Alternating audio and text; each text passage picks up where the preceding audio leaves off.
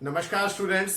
अपने पिछले लेक्चर में हमने temperature dependency of resistance and resistivity इस टॉपिक को हमने स्टडी किया था। आज हमारा टॉपिक है कंडक्टेंस एंड कंडक्टिविटी। तो कंडक्टेंस क्या होता है, आपको इसके नाम से ही पता चल रहा होगा कि ability to conduct the current, यानी कि कितनी आसानी से करंट फ्लो कर सकता है किसी भी मेटल की रॉड में या किसी भी सबस्टेंस की रॉड में, कितनी आसानी से करंट फ्लो कर सकता है। उस इजीनेस को ही हम क्या बोलते हैं, कंडक्टेंस कहते हैं, और इसे हम जी से डिनोट करते हैं। कंडक्टेंस जो होता है वो रेजिस्टेंस का इनवर्स होता है, यानी कि जी इज इक्वल टू होता है 1 अपॉन रेजिस्टेंस, यानी 1 अपॉन आर। तो आप ये देखो, रेजिस्टेंस की यूनिट क्या होती है, हमने अपने लास्ट टॉपिक्स में पढ़ा है कि रेजिस्टेंस की यूनिट होती है ओम, OHM, या इसे इस तरीके से भी डिनोट कर सकते हैं, ये ओम का निशान होता है, सिंबल होता है। तो कंडक्टेंस की यूनिट क्या हो जाएगी, ओम का उल्टा हो जाएगा 1 अपॉन ओम, यानी कि ओम इनवर्स, या इसी को इस सिंबल का इनवर्स भी लिख सकते हैं। ये ओम का सिंबल है, ओम इनवर्स।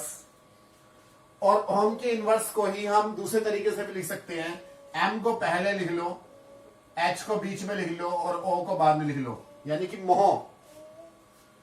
और इसी का एक दूसरा नाम है सीमन, सीमंस। ओम इनवर्स को ही हम सीमंस भी बोलते हैं। तो ये इस तरीके से ये चारों जो हैं वो SI यूनिट्स हैं कंडक्टेंस की, इनमें कोई फर्क नहीं है, आप किसी भी तरीके से लिख सकते हो।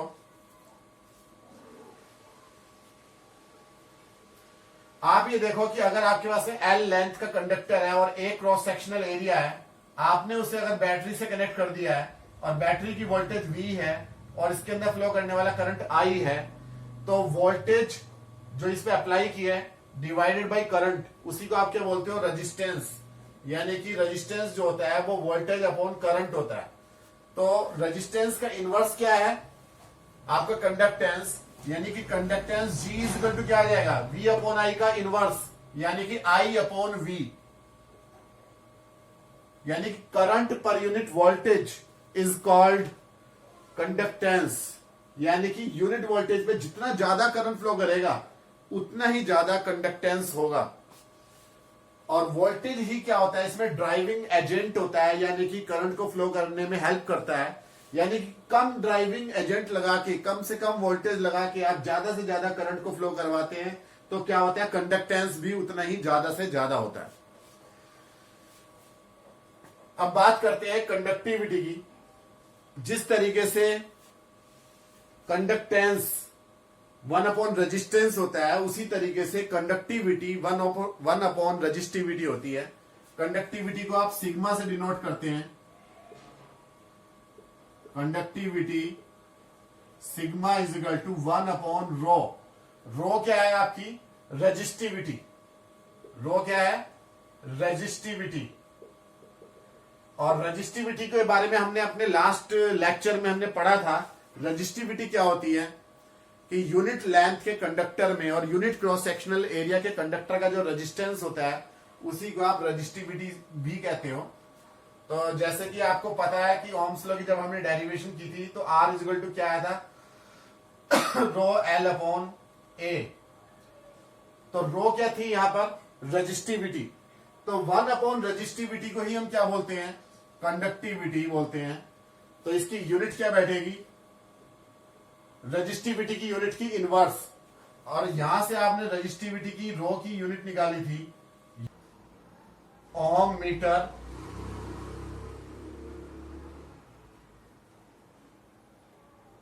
या इस तरीके से लिख सकते हैं ओम मीटर। तो ये यूनिट यहां रखेंगे तो आपको कंडक्टिविटी की यूनिट मिल जाएगी। आपको इसकी यूनिट आ जाएगी ओम इनवर्स मीटर इनवर्स, इसका इनवर्स हो जाएगा। या फिर इसी को लिख सकते हैं MHO मीटर इनवर्स, या इसी को लिख सकते हैं सीमेंस मीटर इनवर्स। जैसे कि यहां ओम इनवर्स को MHO लिखा था, वैसे यहां पे भी लिख सकते हैं। तो इस तरीके से ये यूनिट्स आ जाएंगी इसकी। आपके पास रेजिस्टेंस का फॉर्मूला है R is equal to rho L upon A. अगर आप इस फॉर्मूले को इन्वर्स कर दो, दोनों को 1 अपॉन आर कर दो, तो यहाँ 1 अपॉन ये सब कुछ हो जाएगा। और 1 अपॉन आर को ही आप जी से डिनोट करते हैं जैसे अभी हमने देखा, और 1 अपॉन रो को आप सिग्मा से डिनोट करते हैं। ए घूम के ऊपर चला जाएगा, ए अपॉन एल, तो सिग्मा इज इक्वल टू हो जाएगा जी के साथ में एल आ जाएगा और अपॉन ए। और अगर L is equal to 1 metre, A is equal to 1 metre square, तो सिग्मा इज इक्वल टू हो जाएगा G, यानी कि conductivity is equal to conductance. कब? When length of conductor is unit and cross sectional area is unit, यानी कि conductivity is equal to conductance of a conductor of unit length and unit cross sectional area. तो ये इनमें relationship आ जाएगी। और फिर हम अपने नेक्स्ट टॉपिक की तरफ आते हैं। आप हमारे चैनल से जुड़े रहिए। Thank you.